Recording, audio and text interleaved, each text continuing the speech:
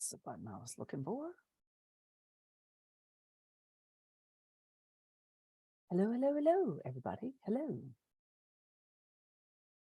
Let everybody get in and let everybody have a moment, because we're bouncing from Zoom room to Zoom room to Zoom meeting to Zoom meeting, and so on and so on, before Skynet actually does take over.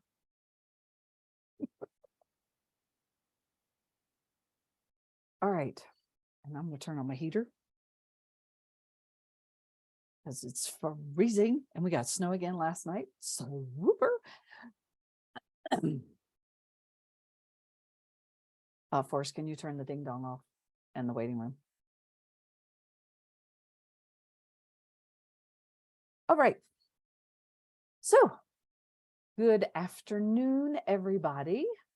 And we are going to talk to you today about some AI tools, but we may also talk to you a little bit about Skynet and how it can help with instruction. I'm going to turn off my camera because I talk with my hands and you don't need to see me flailing about. So I'm also going to move this a little bit.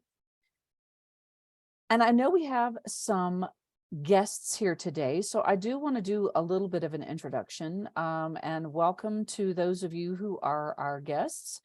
And we are instructional support services made up of instructional designers and a curriculum designer for workforce.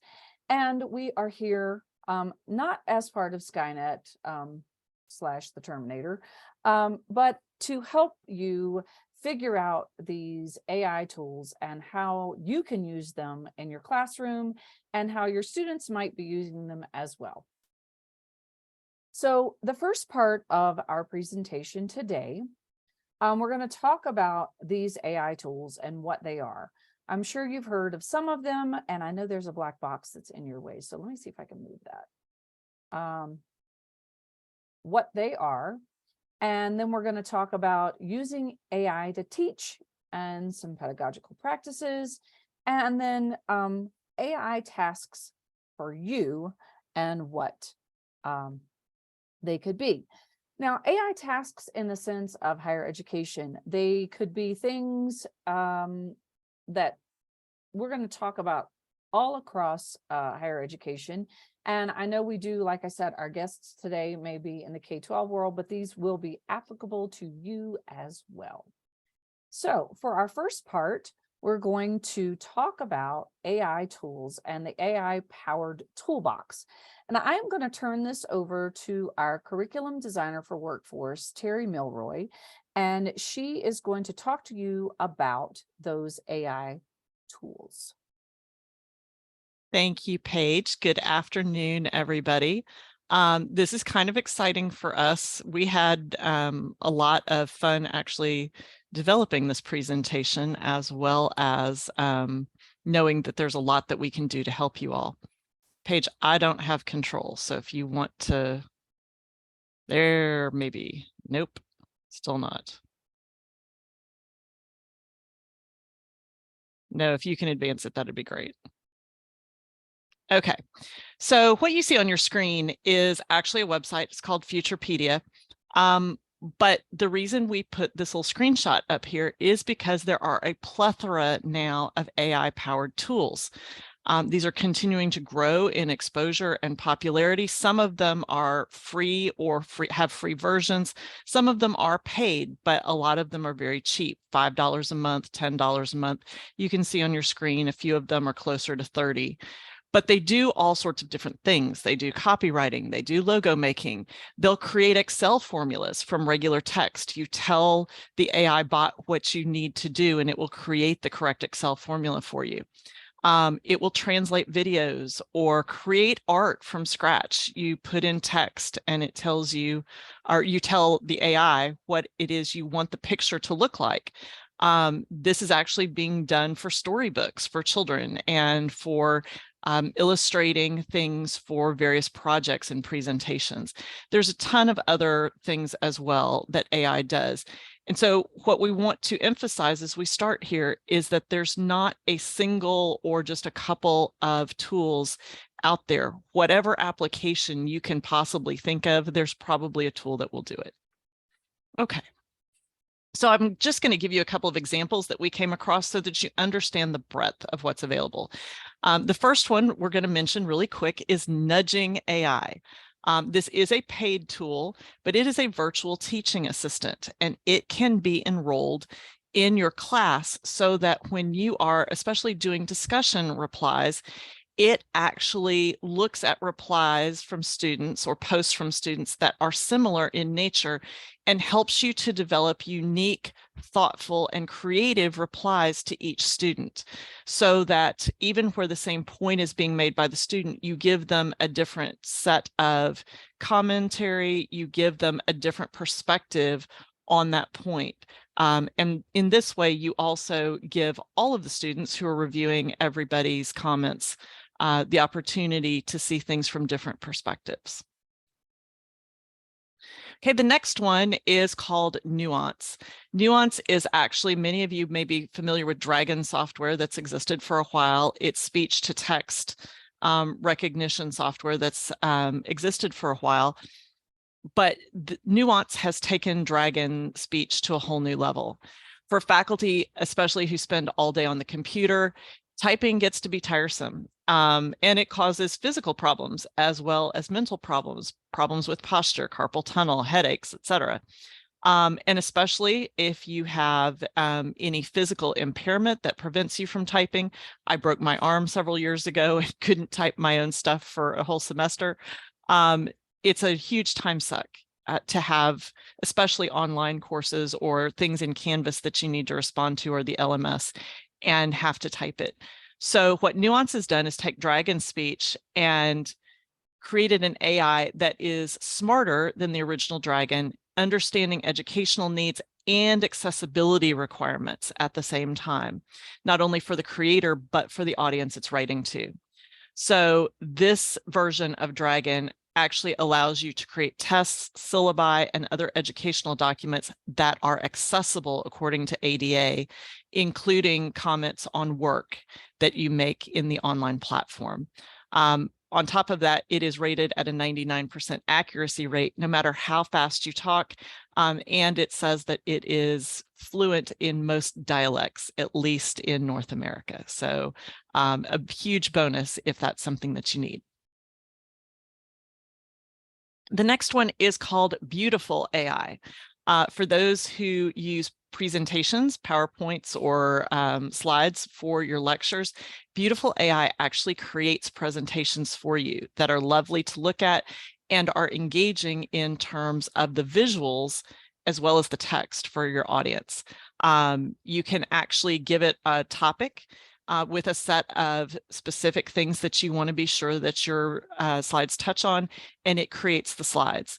This doesn't keep you from teaching. It doesn't absolve you of your teaching responsibilities, but it does help you streamline your workload so that you can focus on how you want to convey things to students, or examples that maybe you want to add to your discussion of what's on the slide, instead of spending all of your time creating the slides. And as it says on your screen, if you give slide presentations as assignments, there's a free version for students as well. And the last one we're going to mention here is called School AI. This is a more general tool, but it helps you to create lesson plans, to generate assignment ideas, and to organize your course content so that you can have a more engaging set of lessons that are more fun for you as well as for your students, and that cover any given topic that you can possibly put into the AI. So if you're having trouble making photosynthesis exciting for your students, you put photosynthesis in, and it gives you some creative ways to discuss the topic, as well as creative ways to create assignments for your students to demonstrate that they understand. So those are just some, again, of the tools that are available. There's tons and tons more. If you have a specific application that you're looking for, we'd of course be happy to help you with that. But we are going to now talk about using these tools in a teaching capacity. Thank you very much, Terry. So, we talked about Skynet and we advertised this as talking about Chat GPT, which has been what everybody has heard and seen on the news, on TikTok, on social media, everywhere, everywhere, everywhere, everywhere. Um, so we wanted to talk about how specifically using Chat GPT as a teaching tool. So thinking about using Chat GPT, this is the specific tool that I'm going to be talking about. So thinking about making grammar more dynamic. So I'm going to go through some specific ways in which you can use Chat GPT. If you are not familiar with Chat GPT, I'm going to go through a little demo in just a minute. But let's talk about some things before we get to the demo, because it's simply another tool. Think about it in terms of giving you a way to, again, work smarter, not harder. So you could begin by providing your students with a piece of writing that has numerous grammatical errors. So they could collaboratively edit this piece through student facilitated discussion, and then they could put it into ChatGPT and see if ChatGPT creates and edits the same way they did. And then you could have them come back and talk about the version that they created themselves with their edits versus the creation of ChatGPT's with those edits. So having that kind of conversation of what the AI did versus what they did, and the comparison of what was right, what was wrong. Did the AI get everything? What did it miss? It doesn't get everything right. And then using that to say, okay, well, if it got something, then why did you all miss this? And how could they take that information and move it through getting it? You could also take some time to understand and use this for the capacities and limitations of the technology. So it's not just using the technology and how it can help them with their grammar, but it's also the technology itself and the limitations and the capacities of it. And then you can also, when you're using that, you're also giving the students the ability to see how what they did versus what the AI did. The next thing you could use it for could be to create a study guide. So you could choose a piece of the student writing and put it in ChatGPT and ask it to create a study guide. You could also have the students do this. You could have them create their own study guide. I know for a lot of us, we have students who are always asking for, well, do you have a study guide for that? They can create their own. They could use study guides, or they could create key concepts based on information or lecture notes that they've taken. They can also make this very individualized so that if a student, it makes it very much more personal, and it offers opportunities for engagement and interaction. So the other thing is the student can ask ChatGPT follow-up questions that can further customize their own guide based on the need that they need for each student. So ChatGPT creates a responsive and adaptable study guide, helping students to deepen their understanding while lessening the burden on teachers to have to create all of the learning materials. The next slide that I'm going to show you, I actually took a very large amount of text from the internet on musical history. an entire romantic period. And I just found it and I put it in Notepad and I cleaned it up and got rid of some of the spaces and whatnot. And I asked it to create an example exam based on the information. And I said 20 question practice exam based on the information. So students could use information that they find to create their own practice tests. They can also, you can ask it to create sample quizzes so they can test themselves.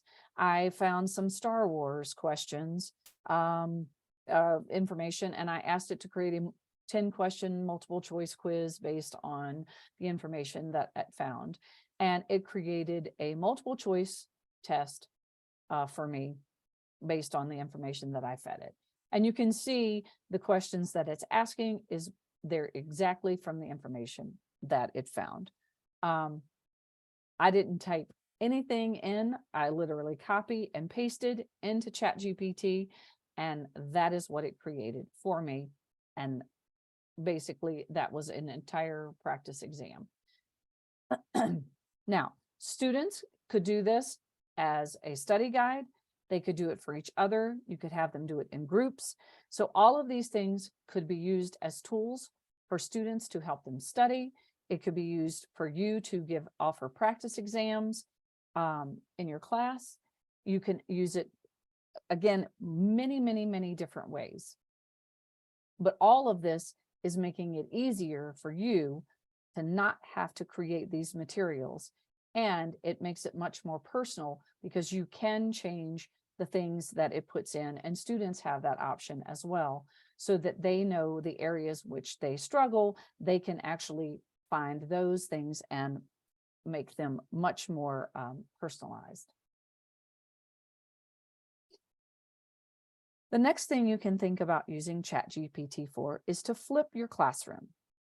So introduce a topic in class, have the students think about a research question relating to that class. Then for homework, they could put their questions into ChatGPT and it would give them a tailored response so that students could drive their own research.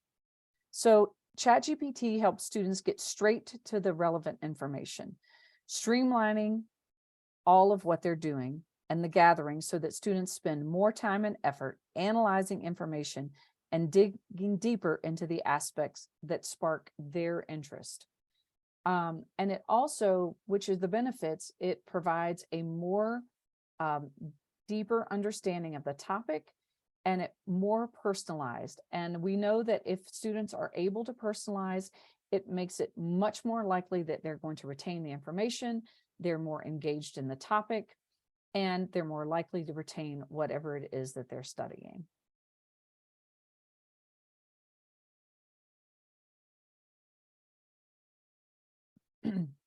So this is just another way building information literacy skills. We all know about the CRAP test. And so using ChatGPT to evaluate the veracity and credibility of what the AI is actually giving them. So although ChatGPT is trained, it's only up to date up to 2021. It also does not and will not go and research things on the internet. So using the CRAP test helps students to see how the limitations and the capabilities of what ChatGPT does. So it gives the students the parameters so that they understand what it is they're looking at. It also helps them understand what it is they're using it for and how it's best used. It also kind of keeps in line with what else is going on as far as in the world of AI. Now, looking at ChatGPT, we also have to remember it's not always accurate. So that's the other piece of the puzzle. Yes, it's been fed a lot of very tons and tons of text, but that does not mean it's always accurate. It's always going to give you an answer, but that answer may not be correct. So how, teaching students, how do you know that it's right? And how do you figure out that what it's given you is right? So they have to be learned to, discern the difference of, well, it gave me an answer, so I know that it's right. It's not always right. So what else can you use ChatGPT for? It can help you write essays. It can help write lesson plans. It can help design a course outline. It can help you create a rubric. It can help write a policy on the use of AI in your class. It can help you revise learning objectives. It can design test questions. It can help you write a script for a video or a podcast. It can help you write directions or reword directions for an assignment. It will help you summarize materials for help with RSI. It will help you write emails to students based on feedback on an assignment. Again, keep in mind when you're asking it to write those emails, you don't put the student's name in ChatGPT. You just give it basic information. And the other thing, if you remember when Google came out, one of the things that you spent a lot of time figuring out when Google first and you were doing searches, you had to learn exactly how to word things in order to find the information that exactly what you were looking for. ChatGPT isn't any different right now. You really have to refine and understand how to ask it questions and how to word things to get exactly what you want out of it. And that is, I'm sure, going to change over the course of the very near future. But again, for right now, you have to kind of figure those things out. What else will it do?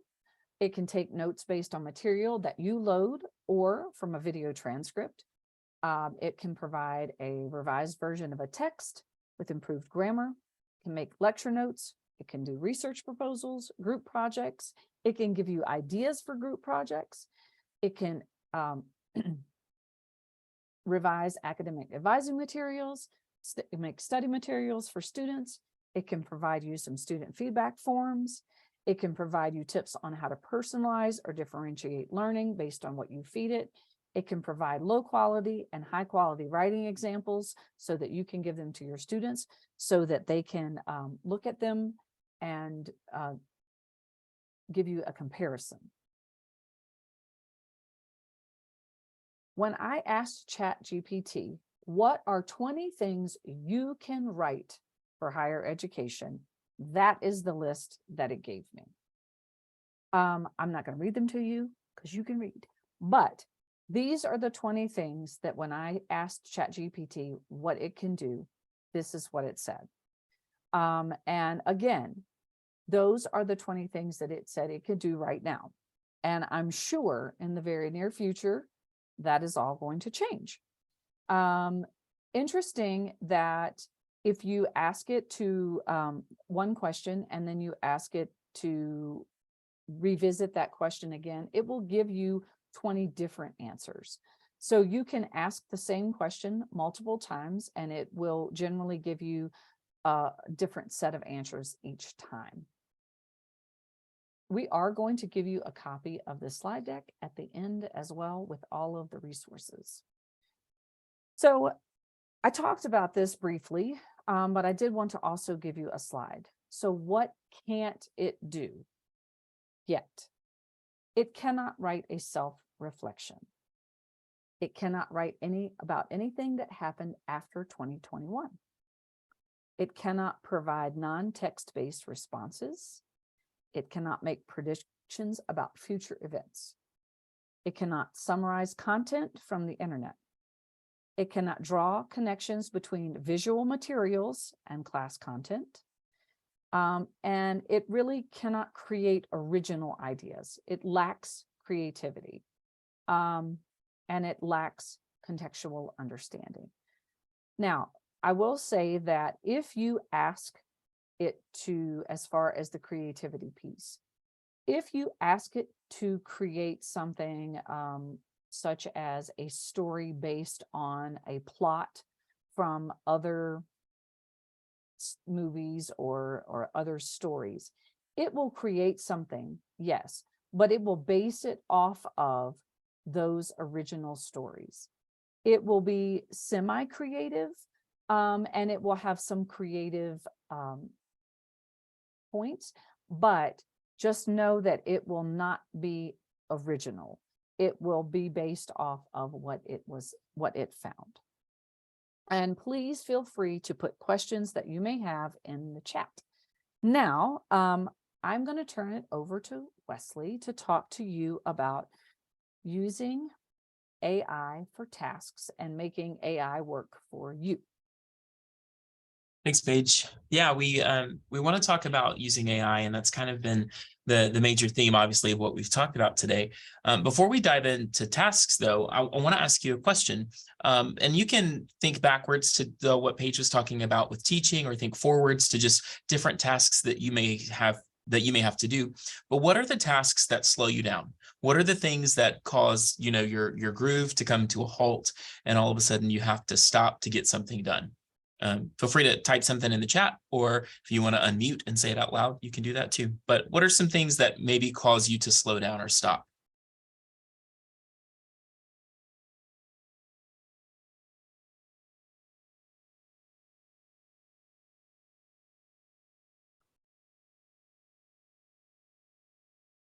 Emails, yep, with the latest urgent task. That's good.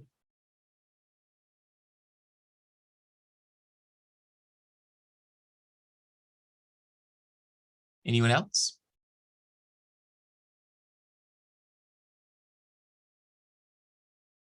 Okay. Creativity blocks. Okay. All of a sudden you can't think anymore. That's a good point. Lack of knowledge. Good. Yeah.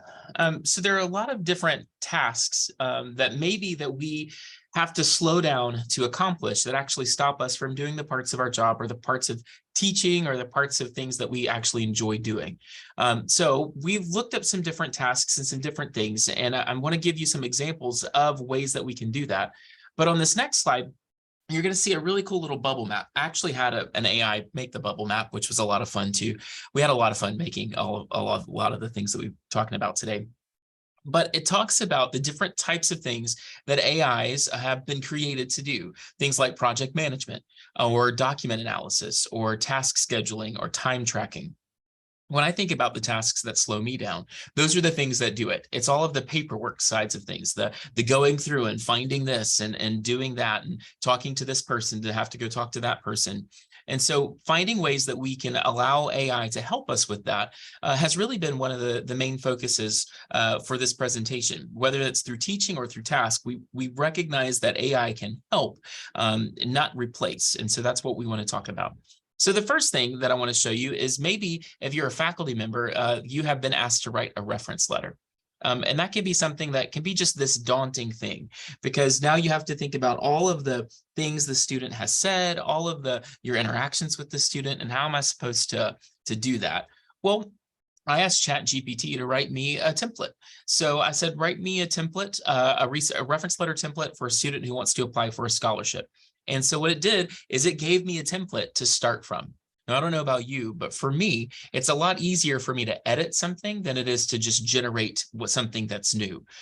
So if I'm thinking of every time I'm having to create a reference letter, or write a reference letter for a student for X, Y, or Z, if I could just see an example, if I could see a template to pull from, well, I can go in there and personalize it and make it sound and unique to that student, and make it professional and those kinds of things. But that's exactly what this does, is it helps me, or it helped me create a template that I could then copy over into a Word doc, start messing around with, and make it work, and then be able to move forward with.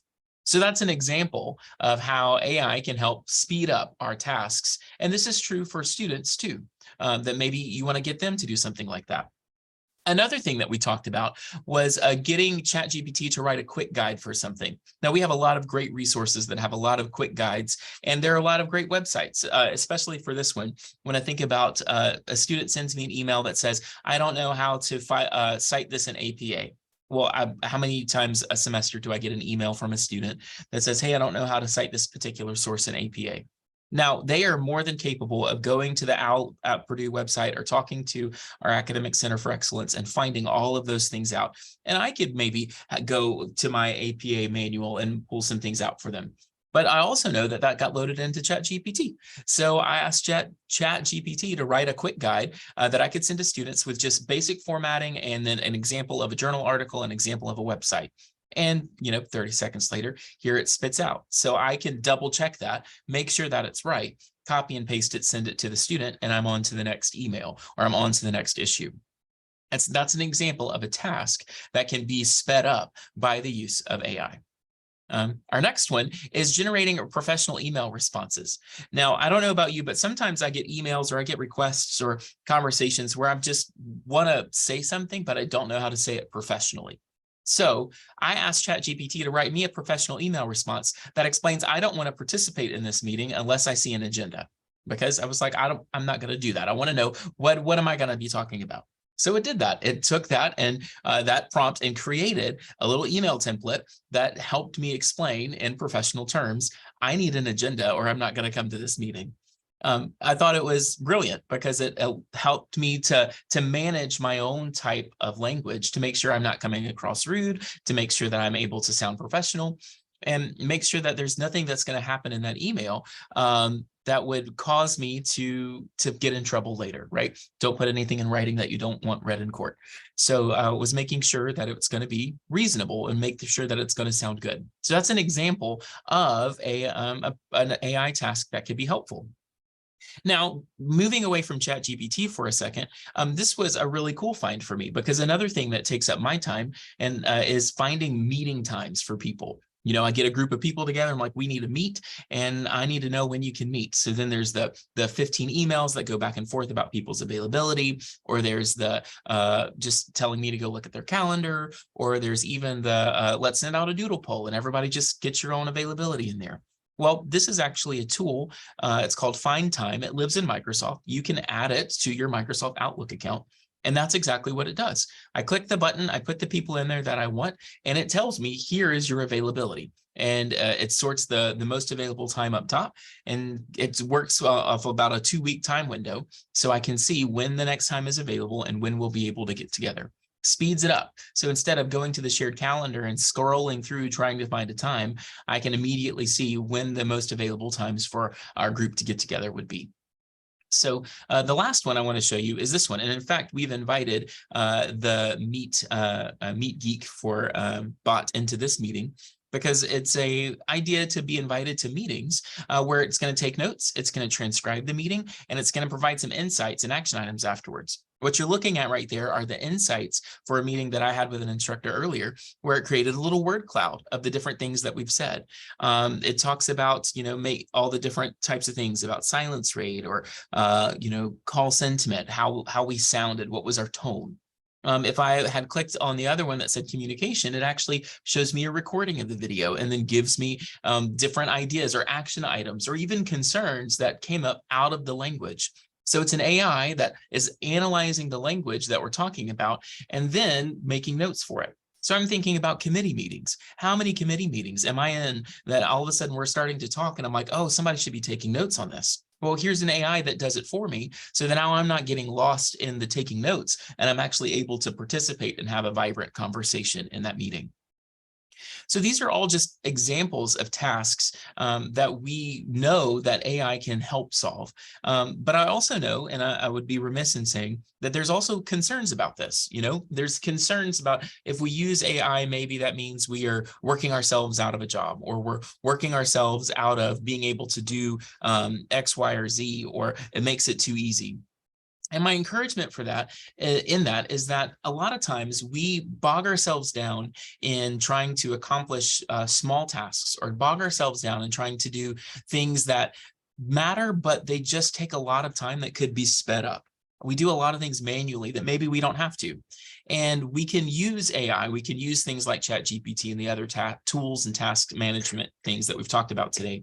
We can use some of these things to speed up our own processes so that we're actually going to be more available to students. If we are talking about using ChatGPT to teach, and we're talking about how Skynet can help instruction, we're not talking about creating, AI instructors who are going to take care of all of our students for us and then, go Terminator on them. We're talking about how can we use these tools that are coming out, and more are coming out every day. How can we use them to actually enhance what we're doing and free us up to actually do what we want to do, which is help the student and help them learn. The other thing about that, though, is that that's also true for our students. Our students should be able to go in and use these tools and be able to enhance their own learning. So that's my thoughts on this and using the tasks. And we would like to share, we have, like I said, we're going to share the slide deck with you. I'm sure somebody will put that in the chat in just a moment. We are going to also take questions because we know that this is a hot topic and we know that there are concerns.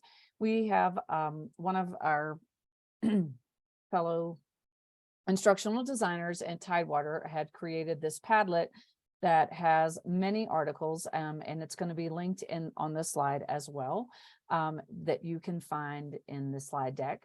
Each image in the tools that Terry shared is also clickable, and you can get to those tools as well.